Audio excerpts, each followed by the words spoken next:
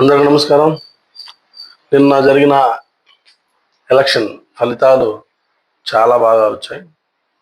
అసలు ఎవరు ఊహించిన విధంగా కూడా వచ్చాయి. కొన్ని అయితే ముందుగా ప్రజలకు మంచి చేద్దామని వచ్చిన ప్రతి ఒక్కరికి కంగ్రాచులేషన్స్. ఎందుకంటే రాజకీయాల్లోకి కొత్తగా వచ్చే ప్రతి ఒక్కరు కూడా డబ్బు దోచుకుందామని అయితే రారు. మెజారిటీ 90% ఎప్పుడు కూడా కొత్తగా వచ్చారు. రాజకీయాల్లో కొత్తగా వచ్చే వాళ్ళు ఇప్పుడు కూడా డబ్బు సంపాదించడం కంటే ప్రజలకు మంచి చేయాలనే విషయం, ఏదో ఒకటి సాధించాలనే ఒక్క ఆలోచనతోనే వస్తారనమాట. కానీ అలా వచ్చి వాళ్ళు చాలా కష్టపడి ప్రయత్నం చేస్తే ప్రజలు వాళ్ళని నమ్మరు. ఎందుకంటే వాళ్ళ దొంగ తెలివితేటలకే అలవాటు పడి ఉన్నారు కదా ప్రజలు. వాళ్ళకి ఆ డబ్బులు, చికెన్ ముక్కలు, చికెన్ బిర్యానీ పొట్లాలు, ఆ మందు సీసాలకి అలవాటు పడిపోయిన బానిసలు ఆ కొత్తగా మంచి చేద్దామని వచ్చిన ఆ వ్యక్తిని పట్టించుకోరు. అతని గురించి చాలా తక్కువగా మాట్లాడతారు. చాలా హాస్య హాస్యం చేస్తుంటారు అనమాట అతన్ని. అందువల్ల అతను నెక్స్ట్ టైం చాలా కష్టపడి మళ్ళీ పోటీ చేస్తాడు. ఈసారి అప్పుడు కూడా ఓడిపోతే అక్కడికి మనం ప్రజలకు ఏమి చేయలేం. ప్రజలు కూడా ఈ అబద్ధాల కోరుల్నే నమ్ముతున్నారు. మంచి చేసే వాళ్ళు నమ్మరు. వాళ్ళకి అది అవసరం లేదు. వాళ్ళని మోసం చేసే వాళ్ళే వాళ్ళకి కావాలి. ప్రజలే మోసగాళ్ళు అనే ఒక మంచి క్లారిటీతో ఉంటాడు. 3 సార్లు తర్వాత అతను గెలిచినా కూడా అతను ఏం చేయడు. ఎందుకంటే 2 టర్మ్లో అతను మంచి చేద్దామని చాలా కష్టపడ్డాడు. కానీ ప్రజలు అతన్ని నమ్మలేదు. అతను చెప్పిన విషయాన్ని పట్టించుకోలేదు. వాళ్ళకి ఎవరైతే బిర్యానీ ఇచ్చారో, బీర్లు ఇచ్చారో, మందు ఇచ్చారో, ఓటుకి డబ్బులు ఇచ్చారో వాళ్ళకి ఓట్లు వేసి వాళ్ళని గెలిపించుకొని బాగా వేపించుకుంటారన్నమాట వాళ్ళ కాడ. అందువల్ల ఇతను ఆల్రెడీ రాజకీయాల అనుభవం ఉంది కాబట్టి చేయడు, ఏమీ చేయడు, వాళ్ళలాగే పోతుంటాడు అనమాట. కాబట్టి కానీ తమిళనాడులో జరిగిన విచిత్రం ఏంటంటే విజయ్ గారు కొత్తగా పార్టీ పెట్టారు. 1 సంవత్సరం అవుతుంది బహుశా, అంతే, అంతమించి ఎక్కువ లేదు. కానీ నిలబడిన మొదటి సంవత్సరంలోనే గెలిపించారు అత్యధిక మెజారిటీ తోటి. ఇప్పుడు ఆయన గవర్నమెంట్ ఫామ్ చేసి సీఎం అవుతే ఖచ్చితంగా మొదటి 3 సంవత్సరాలు చాలా వరకు, మొదటి 3 సంవత్సరాలు అయితే ఖచ్చితంగా చాలా వరకు ప్రజలకు ఏది ముఖ్యమైతుందో అది చేసే ప్రయత్నం చేస్తారు. ఖచ్చితం, అది ఎవరైనా చేసే పని అనమాట. కానీ అందరూ అలా వచ్చిన వెంటనే గెలవరు, అంతే, ఇంకేం లేదన్నమాట. ఆ తర్వాత ఏం జరుగుతుంది అనేది అది ప్రజలు అర్థం చేసుకునే దాన్ని బట్టి, అతను ప్రజలను అర్థం చేసుకునే దాన్ని బట్టి అది మారచ్చు, రకరకాలుగా పోవచ్చు, అది వేరే విషయం. కానీ మొదట అయితే మంచి జరిగే అవకాశమే ఎక్కువ శాతం ఉంది. కాబట్టి విజయ్ గారికి కంగ్రాచులేషన్.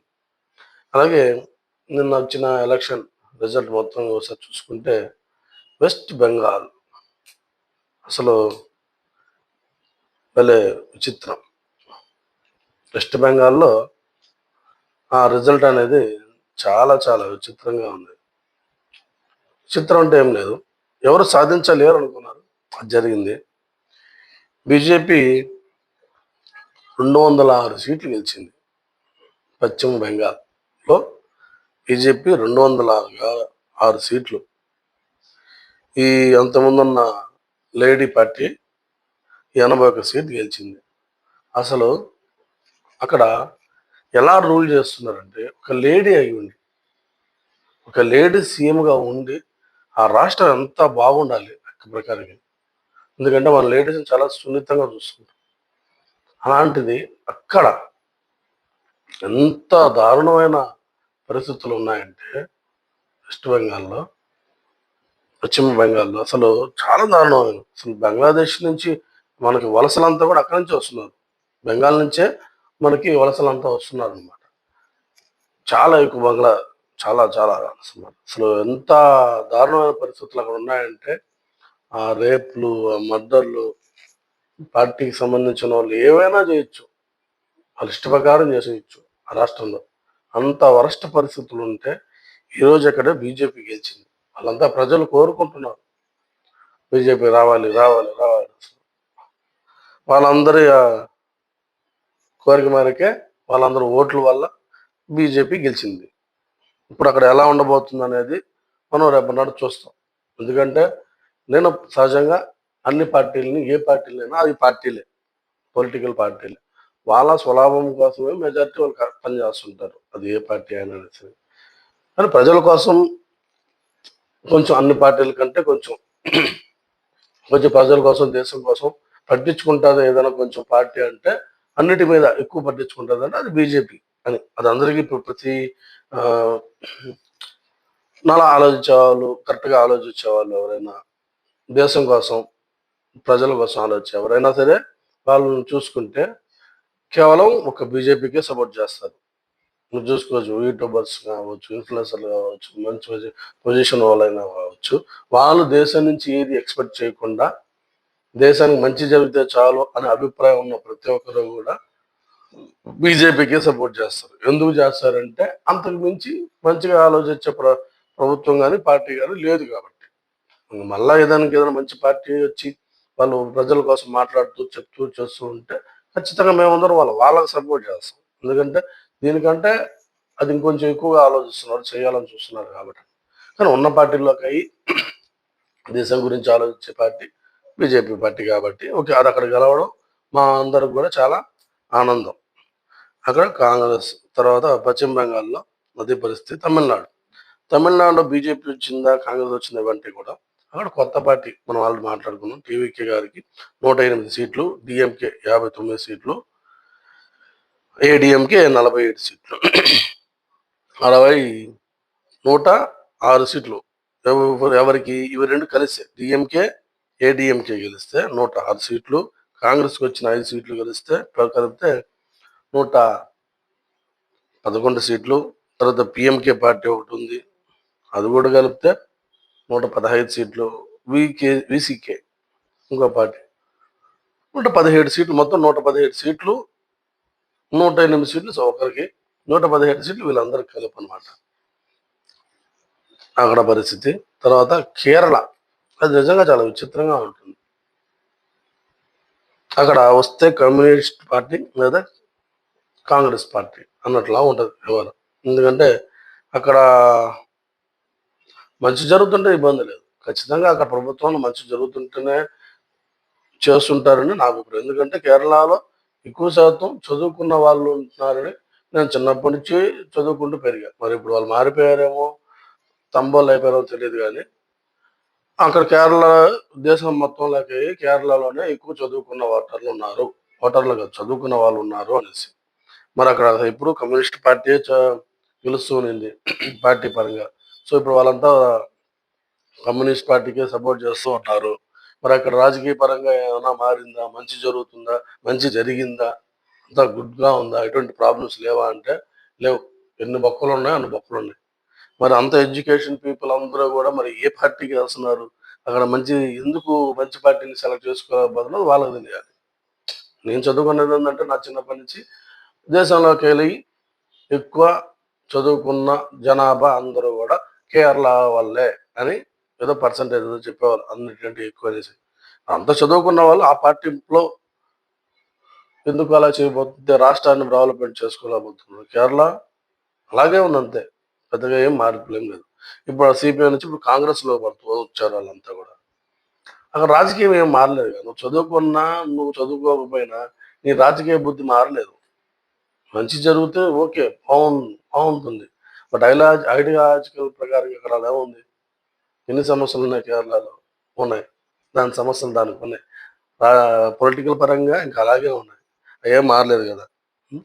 కాబట్టి అందరూ చదువుకున్నోళ్ళందరూ కలిసి మంచి పార్టీని, మంచి రాజకీయ పార్టీని గెలిపిస్తారు.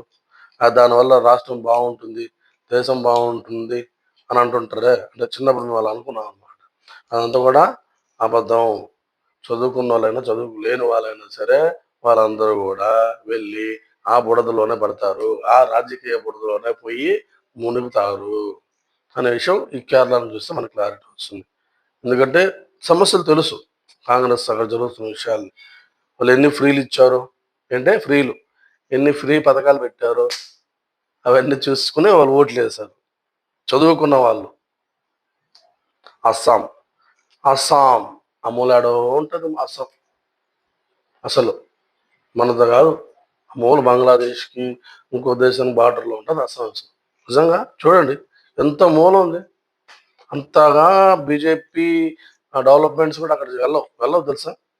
మనల్ని అంటా ఉంటారు సౌత్లో బీజేపీ డెవలప్మెంట్ చేయలేదు అది ఇది అని అంటుంటారు.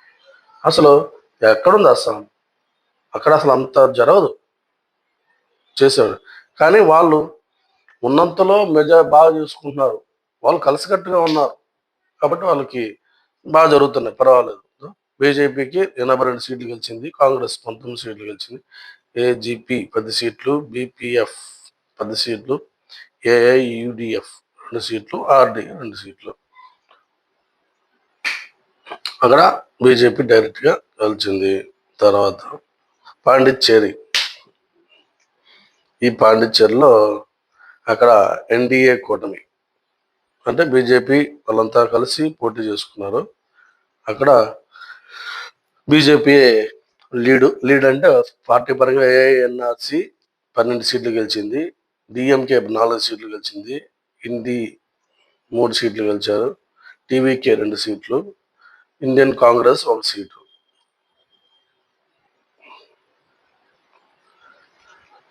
అక్కడ బీజేపీ ఆఫ్ కోర్స్ మెయిన్గా ఇప్పుడు కేంద్ర పాలిత ప్రాంతం అక్కడ మామూలుగా ఇప్పుడు అది అసెంబ్లీ ఎలక్షన్ జరిగాయి కాబట్టి అక్కడ ఇప్పుడు అసెంబ్లీ రోలు వస్తాయి. ఇలా ఇప్పుడు మనకి వెస్ట్ బెంగాల్ 206 సీట్లు, ఎన్డీఏ ఇప్పుడు మొత్తం 5 దగ్గరలో ఎలక్షన్ జరిగితే 3 బీజేపీ గెలిచి ఉంది. సో దేశపరంగా ఎన్ని పరంగా చూసుకున్నా ఇప్పుడు మీరు ఎన్ని గెలిచినా మీరు దేశం మొత్తం మీరే ఉన్నా నేను ఒకటి చెప్తాను చూడండి, ఇది మన దేశంలో మెజారిటీ 72% ప్రజలు, 78% ప్రజలు, 72% ల్యాండ్ మొత్తం బీజేపీ రూల్ చేస్తుంది. దేశానికి ఉపయోగపడే రూల్స్ కొన్ని లాస్, కొన్ని చట్టసభల్లో చేయాల్సినటికి మాకు ఓట్లు సరిపోలేదు, తొక్క సరిపోలేదు అని మాట్లాడకుండా దేశానికి కావాల్సిన లాస్ని అవన్నీ కూడా మీరు తీసుకొస్తే బాగుంటుంది. మేము పూర్తిగా దేశం మొత్తం మేమే బీజేపీ ఉన్న తర్వాత అన్ని సక్రమంగా అవుతాయి అనేది కరెక్ట్ కాదు, అది అవ్వదు. దేశం మొత్తం కూడా ఒకే పార్టీ అవ్వాలనేది అంత ఈజీ కాదు. కానీ మీరు 72% మీరు గెలుచుకున్నారు, చాలా గొప్ప విషయం. అది కూడా ఈ ఆధునిక కాలంలో మీరు 72% దేశం మొత్తం ఉన్నారనేది గొప్ప విషయమే, ఒప్పుకుంటాం. కానీ దేశం మొత్తం మేమే గెలిస్తేనే అన్ని రూల్స్ పాస్ అవుతాయనేది తప్పు.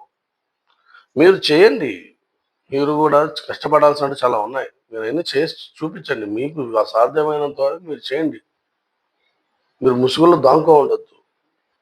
ఎంతసేపు కేవలం ఇప్పుడు నేమ్ ఉంది కరెక్టే, ప్రపంచవ్యాప్తంగా ఇండియాకి మంచి నేమ్ ఉంది, మంచి లీడర్ ఉన్నాడు కరెక్టే, చాలా చాలా వరకు మంచి జరుగుతుంది కరెక్టే. కానీ ఇంకా ఉన్నాయి, ఇంకా దేశంలో పేదరికం చాలా ఉంది, దేశంలో ఇంకా చెత్త చాలా ఉంది. మీరు క్లీన్ చేయాలనుకుంటే ఆ చెత్త క్లీన్ చేయొచ్చు, దానికి మీకు ఆ ఎంపీ సీట్లతో పని లేదు. చెత్త క్లీన్ చేసిన ఎంపీ సీట్లతో సంబంధం లేదు కదా, అవునా కదా? మీరు కష్టపడండి, మీరు చేసేది మీరు చేయండి, మీ చేతిలో ఉన్న పవర్ని యూజ్ చేసి దేశం మొత్తం క్లీన్ చేయండి, నీట్గా పెట్టుకోండి, చేయండి. అందరికీ ప్రతి ఒక్కరికి మంచి జరిగేలా చేయండి.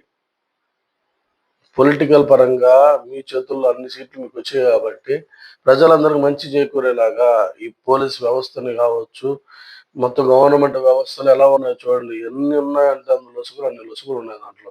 అవన్నీ కూడా ప్రజలకి ఎంతో హాని.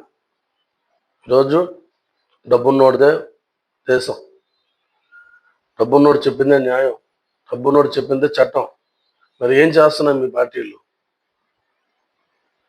ఒక సామాన్యుడు ప్రశాంతంగా బతకగలగాలి కదా మీ పార్టీలో మీరు గెలుచున్నప్పుడు. మరి అలా బతకలేనప్పుడు ఎందుకు? మీరు అందరూ చేయాల్సింది అదే.